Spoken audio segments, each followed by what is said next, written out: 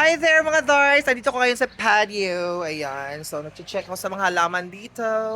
Ayan. And look at that sa likod ko. This is regali. Ang laki ng dahon. Actually, ito yung bagong dahon niya. So, dati talaga ito yung dahon. Nasira mga Dars.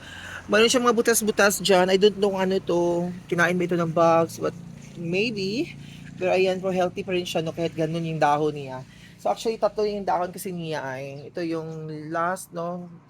Karaan yung siya nga dahon, almost faded na, so masira na ito. So, ito na lang dalawa. But look at that, ang laki talaga ni ay.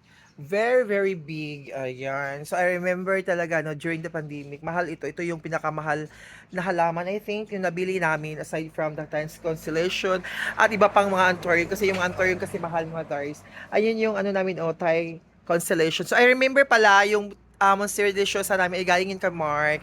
Hi, Mark! Ang laki na talaga. So,